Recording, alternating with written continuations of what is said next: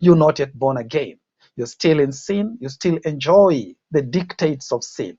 You still enjoy the leadings of sin. As it were, you are a slave to sin. But Jesus says that we want to be made alive. We who were once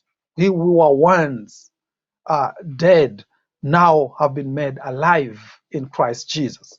When we look at this, it gives me a moment that I just want to thank God for what he has done in my life, what he has done in your life. For the truth is, without Jesus Christ, we would still be dead in sin. But thank God in heaven that we are today alive in Christ Jesus, which means we have been made responsive to the dictates of God, to the leading of God, to the guidance of God, which means our way is no longer the way of the past. Our ways are new.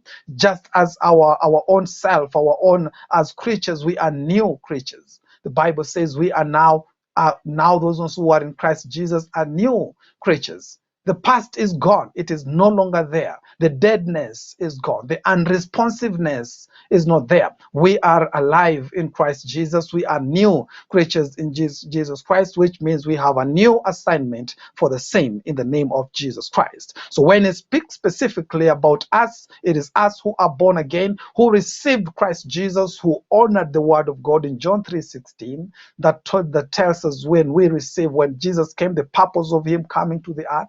Many people would start wondering why Jesus came on earth.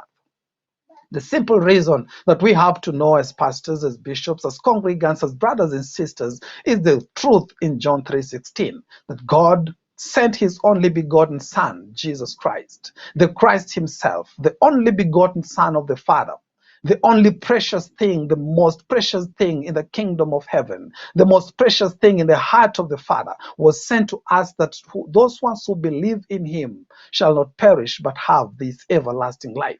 What is this everlasting life? It is us being made alive to Christ Jesus. You may be listening and you're wondering, you are not dead. You are wondering, I am not dead. What you're talking about is being responsive to the things of God, understanding the things of God. And just allow me to tell you one thing about me. I rebelled from the church for over 10 years, and I call them my dark years. I rebelled from the church totally, and I did not like the church.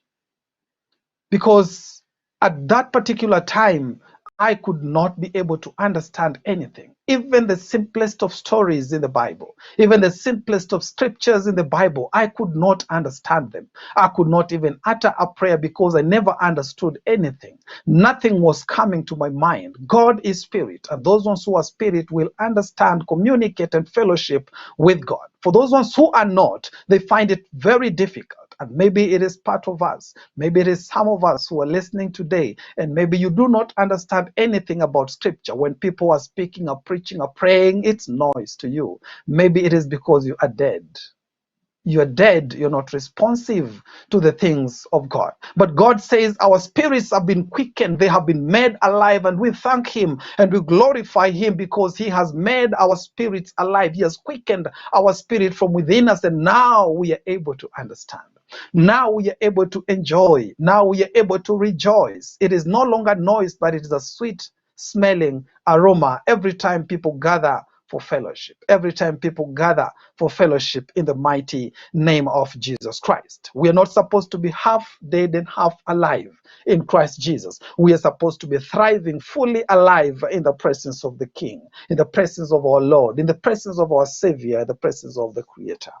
And therefore we are alive in Christ, and we are grateful for that. So what we say alive it means in simplest terms, we are responsive to God. When God calls, we hear. When God asks, we answer. When God calls on us, we answer. We are able to hear the still small voice which the world can no longer hear. Which the world, I am afraid, most of the world, even some who go to church, do not understand and hear what God is saying. They are not fully responsive. You cannot be half dead and half alive. God gave us the Zoe, the life of God himself, the everlasting life of God, the life that has no beginning, the life that has no end, the life that was not created, the life that is God himself. When man was created, it was breathed upon him and he received life. He received life and became a living soul. And therefore Adam, not only the clay Adam, not Adam the soil, Adam, the one who became a living soul, was able to respond to God in good ways. He responded to God when he gave him something to do. He responded to God when a wife was given to him. He responded to God when he was given the animals to name. He responded to God even when he had gone into sin. He was conscious that God was approaching. We must be conscious. We must be fully awake, not sleeping. We are fully awake that Jesus Christ is alive in us. Jesus Christ is alive walking with us. We must be fully aware about the presence of angels, the presence of the Holy Spirit, and the presence of Jesus. So you who is alive in Christ, you are not half alive in Christ Jesus. You are not half dead in sin. You are fully alive in Christ Jesus, and therefore be awake that we may be able to respond fully to everything that he is telling us, that he is speaking to us in the name of Jesus, including that voice, that still small voice that reminds us this is the way. The Bible says that still small voice, that voice behind our ear telling us son, telling us daughter, telling us child of God, this is the way. This is the way. So we make every decision according to what God says. That means we are responsive to God. We are alive in Christ Jesus. Hallelujah. And in the book of Colossians chapter 2 and verse 13, in the Message translation, the Bible says you are stuck in your old dead life. Sometimes I love the wordings of the Bible. The Bible says we were stuck totally, which means there is no way we could get out. Those ones who have children, sometimes you find our children get stuck in some places. They get stuck under a shelf, under a table. They get stuck on the grills of the door. It's an unfortunate affair. But look at that situation. They are helpless and they cry out to God, and they cry out to their father. And most children, I don't know if other cultures cry out to their mothers, but most people cry to mothers. And they will say, Mommy, they will call Mommy to come and rescue them. We were stuck in sin. We were stuck in a sin-dead life. We were stuck in our own old ways. That old man was stuck, and there was no way this man could get himself out. There was no way that we would be able to get ourselves out. We look at the children of Israel struggling in the Old Testament with a ritual that will get them out of the situation, but they still went back. If you want to know it is very difficult for you to get out of it, just read the book of Judges. After one judge, they sinned again and they fell. It was not possible for man to redeem themselves, to remove themselves from that position where they are stuck. We are stuck in a miry clay when we have not Christ. When we do not have Christ, we are stuck in a miry clay, so to speak. We cannot get out. Only Jesus can get you out. And not only in that, but sometimes we are stuck in our own ways, stuck in our own self-will, stuck in our own stubbornness, and we cannot be brought out by the reading of books. We cannot be brought out by attending of services. We can only be brought out when we cry out to Jesus and say, Lord, I am calling unto you. And just like in Psalm 40, I cried out to the Lord. He heard me. He removed me from the miry clay and set my feet upon the rock. Jesus is able to save. Jesus is able to lift us from the miry clay, from the place where we are stuck in the deadness of sin, in the dead life of sin, and responsive to God and understanding to God.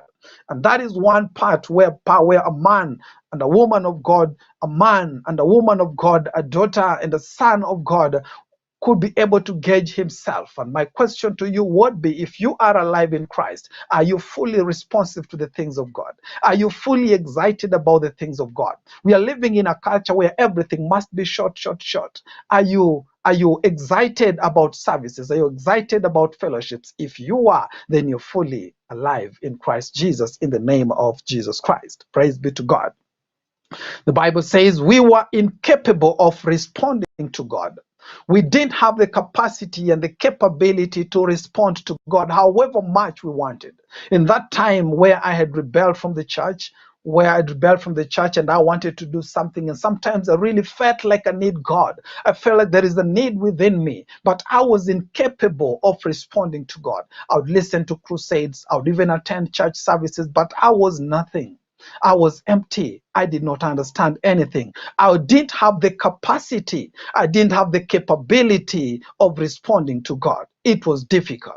All we could say would be amen, but it also would be very superficial. Every prayer we made maybe would be very superficial. There was no connection because I was separated by sin.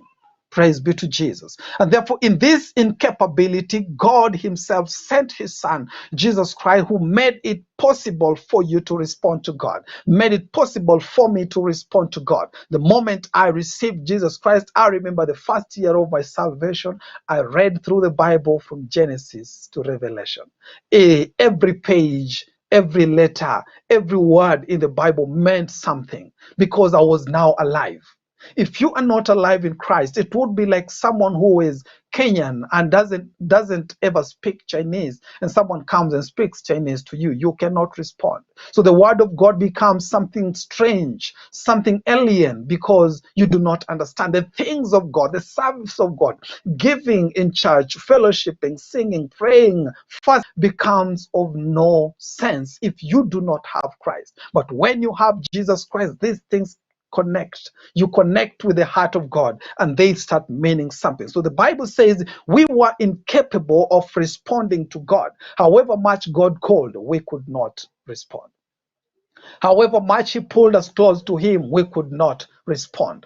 Not because we did not want, but because we were incapable. We didn't have the capacity. But now that the Holy Spirit is within us, the Bible says that the Spirit of God communes with my spirit, fellowships with my spirit, and reminding me that I am a son, I am a daughter. Now I'm able to understand the things of God. They're no longer foolishness to me because I'm no longer perishing. I am living.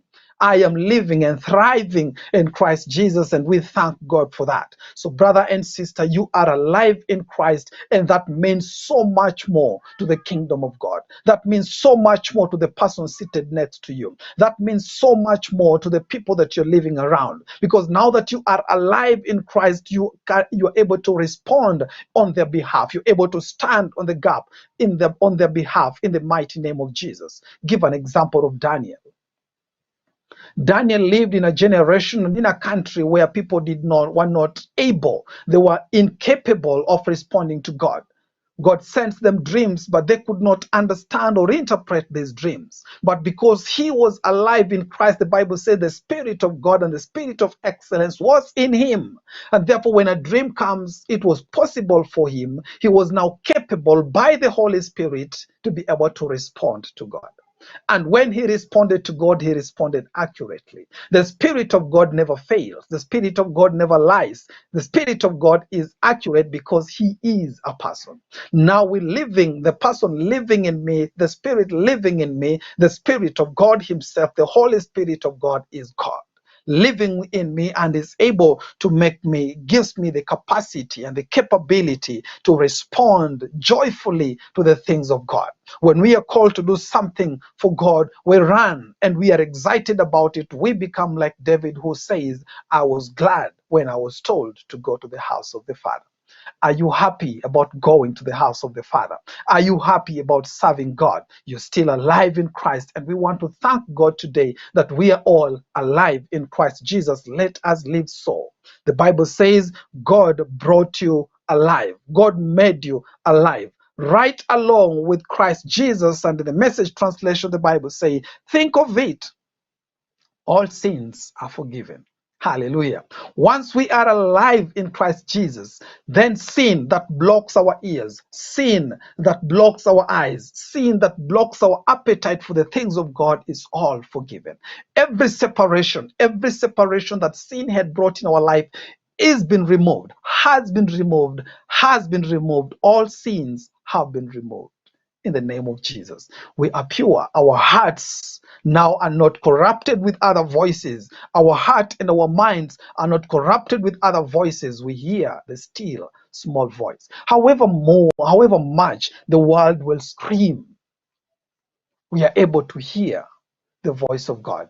However much we're living, however much we live in places of clamor, we are able to hear from God and respond at the same time. We do not respond to the noisy things of this world. We respond to the still small voice, a voice that is particular, a voice that we know.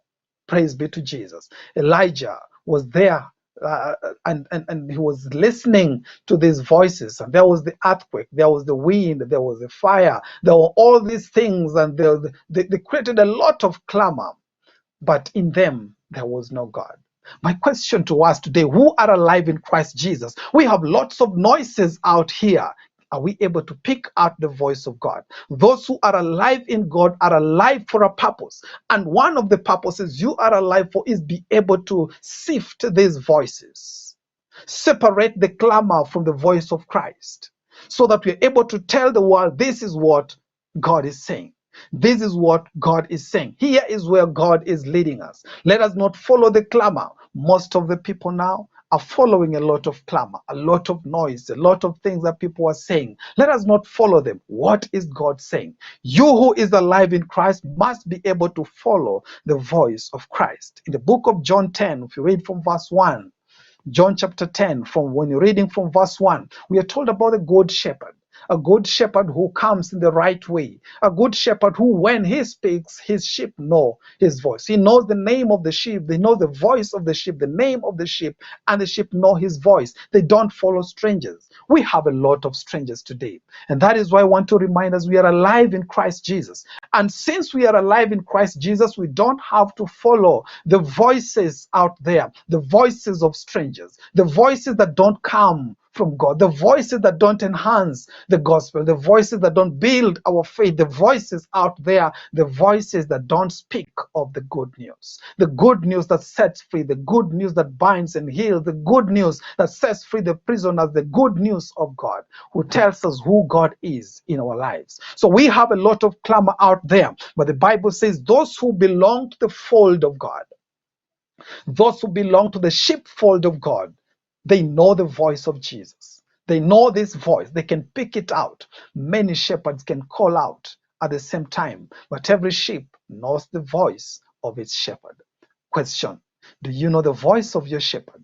And we are going to pray that God will sharpen our ears to be able to listen to what God is saying. We all need the life of God.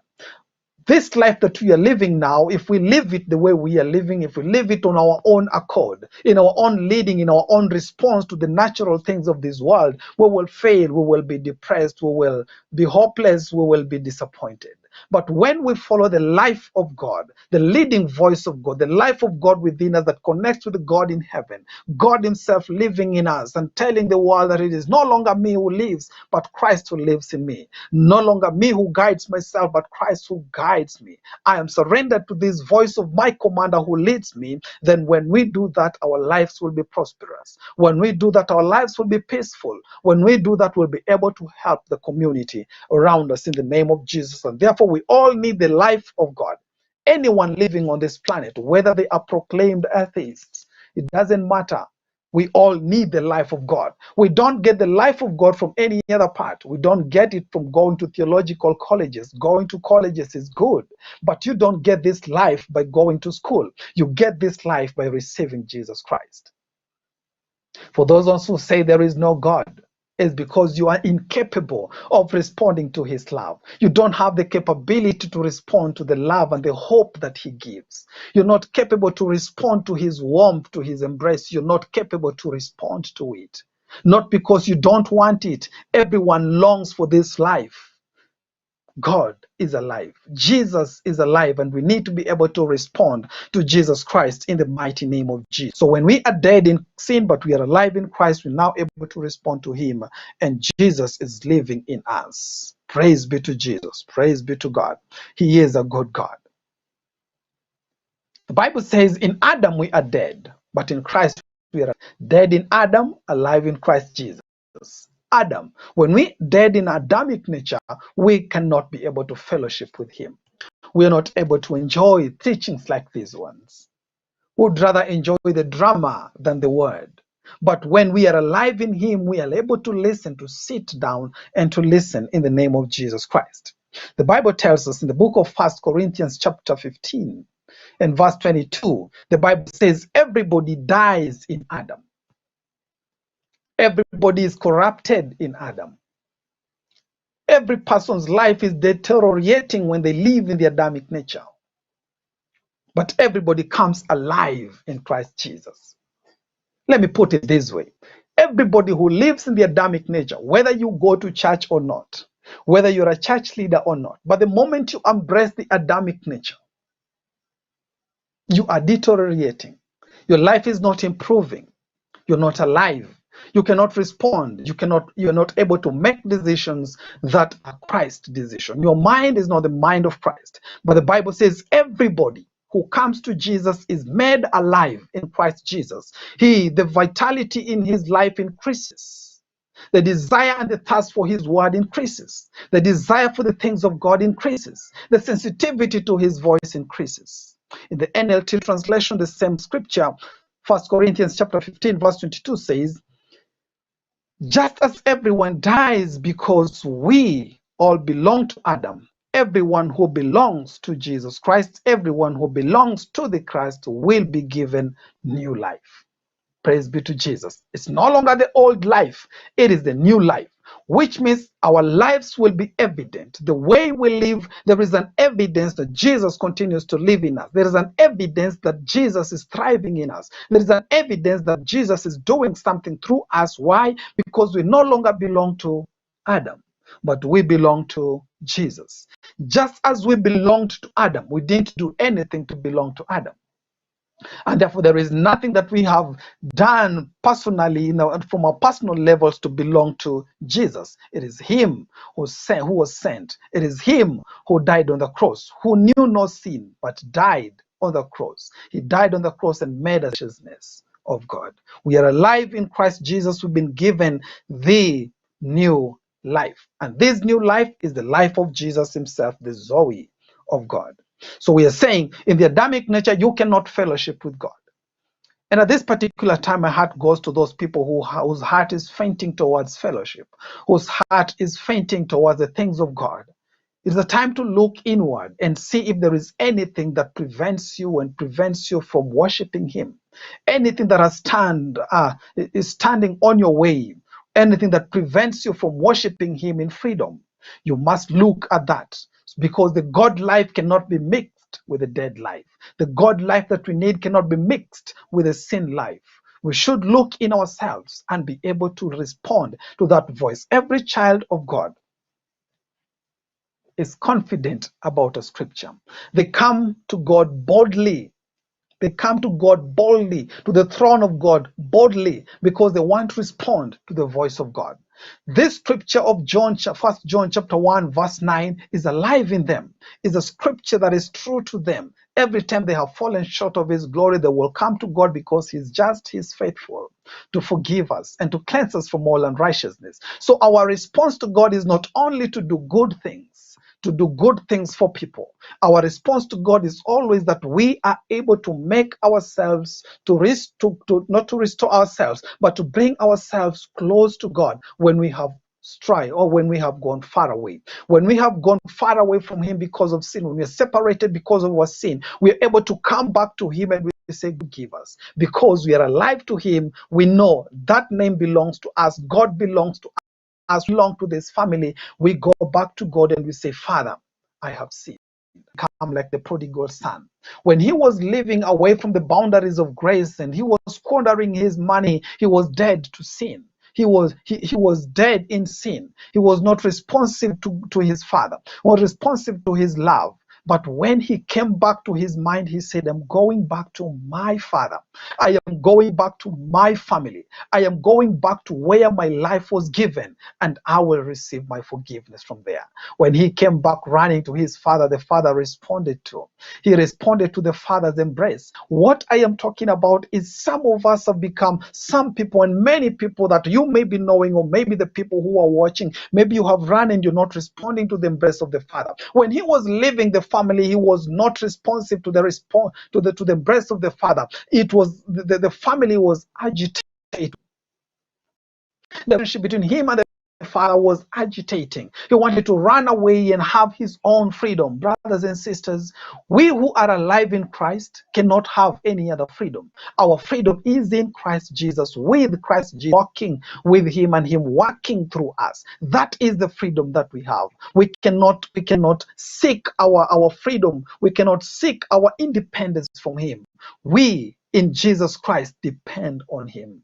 We thrive in him. We live in him. We don't want to survive. We want to thrive. And that is why anytime the Spirit of God reminds us of a barrier, reminds us of separation, reminds us of our sins, repentance is for everyone, every child of God. Forgiveness is available by the grace of God in the name of Jesus Christ. But those ones who are perishing, they're perishing because they don't know Jesus. And our heart in the part of our preaching is out to these people, that they may come to Christ, that they may open their hearts and they will be able to respond to the embrace of the Father, because the Father is waiting for us all in the mighty name of Jesus Christ. So we need to be alive in Christ Jesus. You are alive in Christ Jesus. You are alive in Christ Jesus. Christ traded places with us. He took my place. He took my wretched place. He took my place and removed me from there. We're talking about redemption. What was meant for me, the bad things that were meant for me, his mercy was able to save me. Hallelujah. Now that we are related to him, every bad thing that was meant to be upon me, the death that was a penalty because of my sin, was upon him so that I may be free. The mercy of God prevented me from everything that I deserved, every punishment that I deserved, every penalty that I deserved. The mercy of God prevented me. Then everything that I did not ever deserve to receive, the grace, the mercy, the peace, the things that I was not deserving, the grace of God availed. So the mercy of God protects us from everything, prevented us, removed us, saved us from the things that we justly deserved to receive. The wages of sin is death. That penalty we deserve God for his mercy. Now those things are not upon us because Jesus saved us. And everything that we didn't ever deserve, becoming the family of God and grafted in the family of Israel and becoming a part with God, those things we did not deserve. The power, the gift, we did not deserve. The things we are doing today, we did not deserve. We were not able, but by grace, we are now able to do it in the name of Jesus. Christ traded those places with me and you. He took my place that I may be alive again. He died that I may live in the name of Jesus. And this message, the message about Christ happened, is a truth that happened, that Jesus actually died to take my place so that I may live in the name of Jesus. 1 Peter chapter 3 and verse 18. For Christ also suffered once for sins, the just for the unjust, that he might bring us to God, being put to death in the flesh, but made alive in the spirit. To death in the flesh, but made alive in the spirit, and that is the Holy Spirit of God. This is this message, and the message is this, very simple. There is no other way to come to the Father apart from through the ransom that was paid.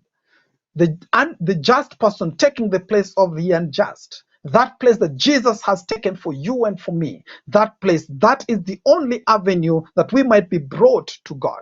We cannot be brought to God by any other way, for he says, I am the way, I am the truth, I am the life. Let us be confident that we walked through that path. We accepted that sacrificial gift. We accepted that substitution, and we came to Christ Jesus. We came through that particular place. Let us not doubt it. We are alive in Christ. We're thriving in Christ because we did not use any other way. We used the way, the truth, and the life, who is Jesus Christ, who takes my place and makes me alive.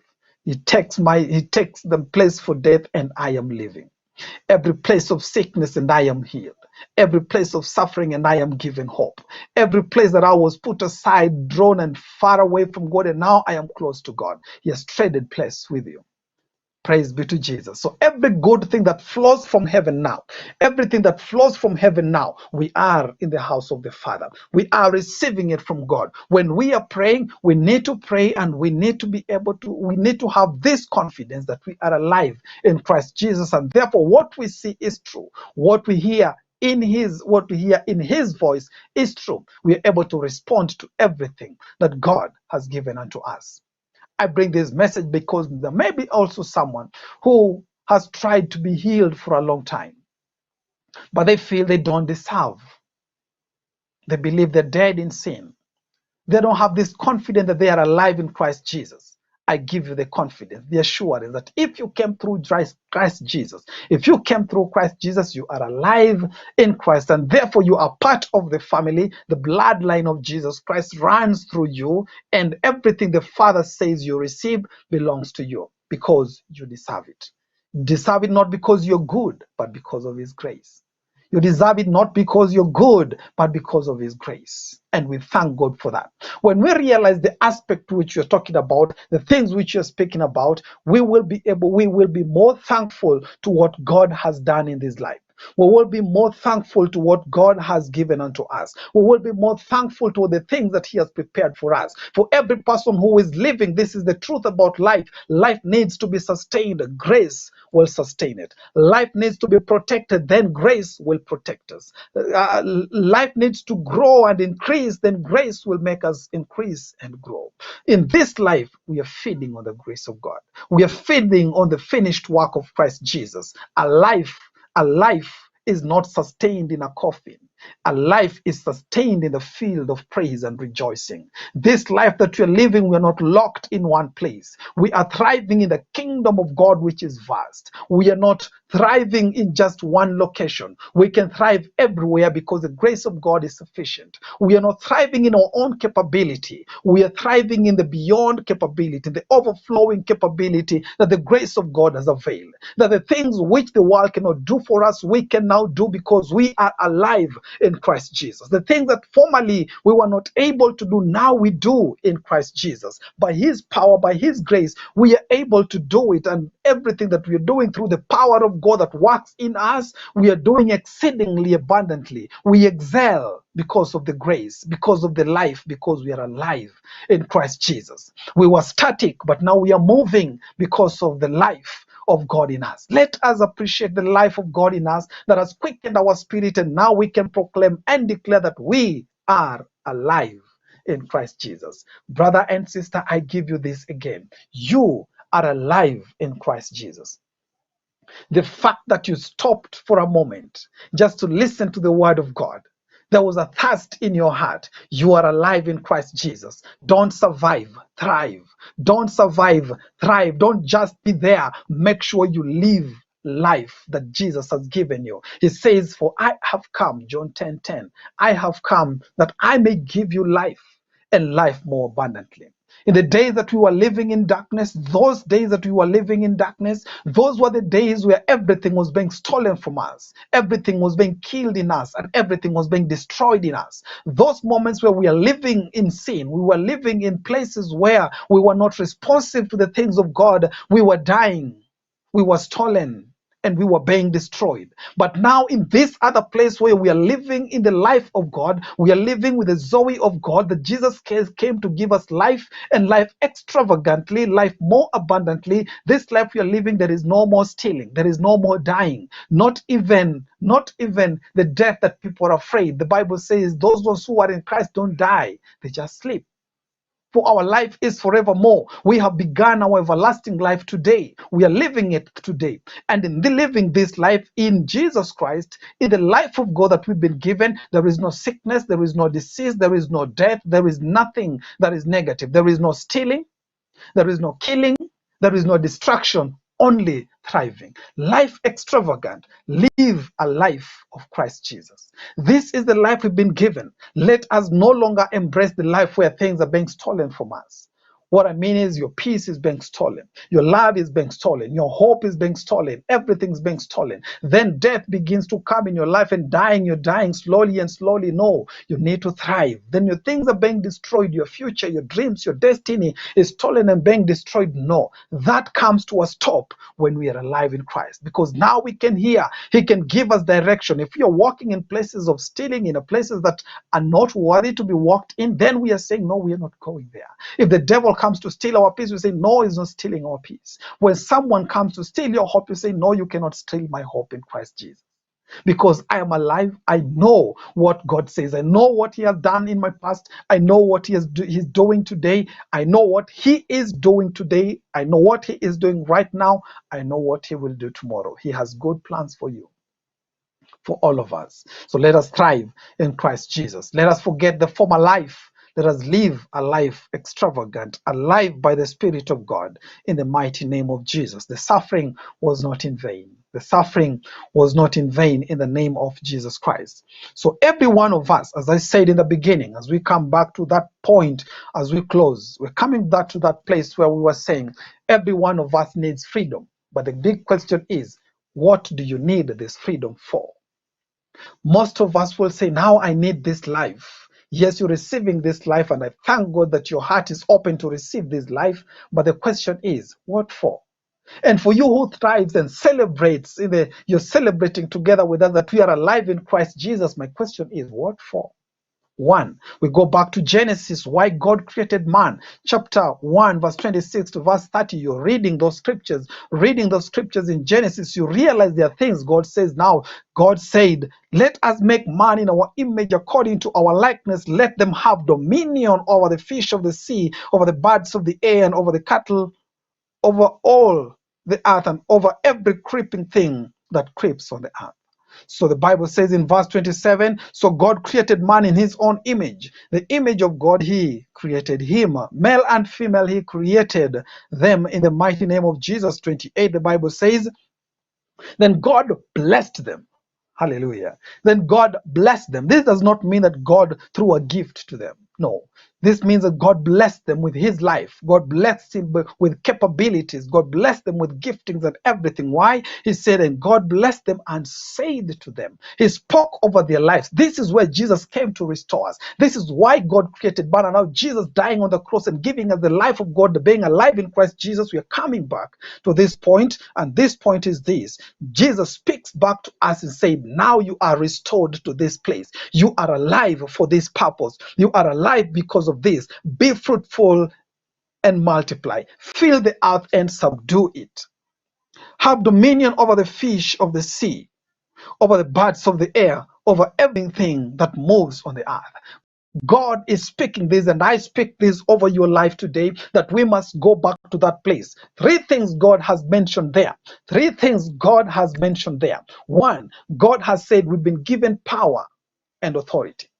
In that place where we are alive in Christ, we are alive because of this purpose, to receive and to work, to operate, to function in the power and authority of the Godhead.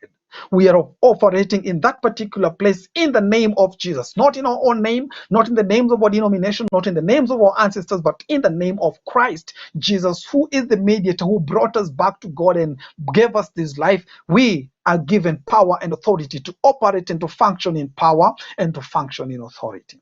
Number 2, when we read there, the Bible says, fill the earth and multiply, subdue it. The Bible says we have been given the power for productivity, which means in everything that we do, there must be productivity. In every work that you're doing, there must be multiplication. When we are working in any place, it is my prayer today that God will give you the multiplying effect. In everything that you're doing, let there be a multiplying effect, that God will make you productive in every area, verbally productive, in your spirit productive, in your working place productive, in the works of your hand productive. Why? Because you are alive in Christ Jesus. This must be at the tips of our fingers, knowing that God has given me power and authority. God has given me the capacity to produce, the capacity to reproduce, the capacity to multiply.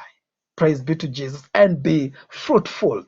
God says we must. In John chapter 15, we are told we must be fruitful because we are attached to the vine. And those ones who are not fruitful, the Bible says they will be cut away. But those ones who are productive and very fruitful, the Bible says they will be pruned. When a pruning happens, when a correction happens, when a rebuke happens, it makes us grow even wider. It makes our fruit bear even double and multiple. For those who know about agriculture, when you prune something where it doesn't grow the same way, it expands. God says for us to continue being productive, we must hear his voice. We must hear his pruning. We must hear what he is doing to us, what he's telling us, what is correcting us, what he is saying, don't do, what he's saying, do. When we follow the pruning, the correction, the rebuke of the Lord, we become more productive in the name of Jesus. Hallelujah. Number 3, God has given us provision. Praise be to God. He says he surrounded man with everything that he ever needed. He surrounded him with herbs. He surrounded him with everything the man needed. There was provision for him, provision for them, provision in the Garden of Eden, provision for fellowship with him, provision for food. There was provision. God says, when you are alive in Christ, be confident that you have power and authority. When you are alive in Christ, be confident that you have the capacity for reproductivity, for productivity. Praise be to Jesus. When you are alive in Christ, you have the capacity, you're living in an environment of provision where Jehovah Jireh is your God. And allow me to pray for those ones who are saying today, maybe you don't have Christ. Maybe you don't have this life of Christ we are speaking about. It seems strange to you. Maybe you have listened the entire time and you have not gotten anything. It's because you're not connected to the Father. Allow me to pray with you that you may come to this family, that you may come and respond to the embrace of the Father, to the love and the hope that God is giving unto us. So say this prayer with me. Father, God in heaven, I am a sinner. I want to come into your family. I thirst to come into your family. I believe that Jesus Christ is your Son, that he died on the cross for me, for my sins. And he will come again for me. And this day, I believe that I am a child of God because you've accepted me back into your embrace. I deny the works of sin and I come to you today as your son. In Jesus' name we pray. If you have said that prayer, you have acknowledged that Jesus is the Son of God. You have acknowledged that he died on the cross for you and that your sins are forgiven. You are a family with us. Find us, can inbox us, and you can tell us that you've been born again, and we will connect you to any church, to a church that believes in the Bible. And your life will never be the same again. You will begin responding to the things of God like I did. God is able to do that. And for those who are listening, I want to thank you so much and allow me to say a blessing over your life. Father, I thank you for the restoration that you have given unto us and to those ones who are watching.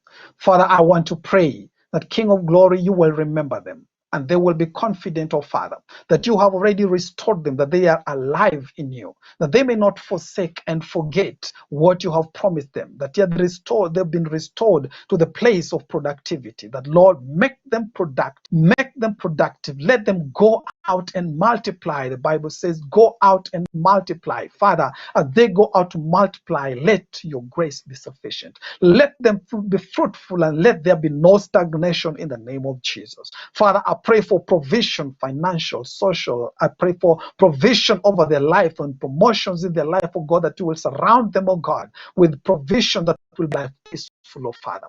And Lord, I pray that as they continue walking and praying and teaching the word and sharing this message together with others, that Lord, you will grant them the power and the authority. Open their eyes to the power and authority that you have given unto them. Father, I speak a blessing and meet each and every one of them at the point of their need. I want to thank you, bless your name. In Jesus' name we pray. You can type amen. You can say amen, shout amen, dance amen, because of is a God who has granted us the freedom. Well, that has been our time for today, and I want to remind you, please follow this page. And if you're watching us from YouTube, kindly subscribe today, share the message, comment, let us hear what you have to say. That has been our time for today. My name is Teacher Masai here on Gospel Lane. Keep it Divine Television Network, USA. Shalom and peace. Divine Television Network USA is the best place to be. We inspire, empower, and educate. We build and nurture community and transform our world by ministering to the needs of all people, bringing healing and wholeness